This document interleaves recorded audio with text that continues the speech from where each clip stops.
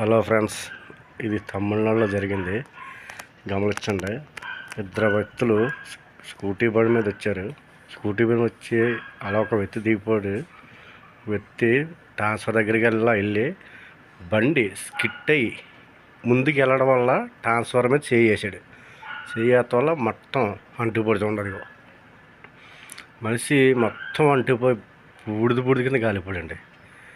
అయితే ప్రతి ఒక్కరు కూడా చాలా జాగ్రత్తగా ట్రాన్స్ఫర్ పక్క నుంచి కానీ వెళ్ళొద్దు.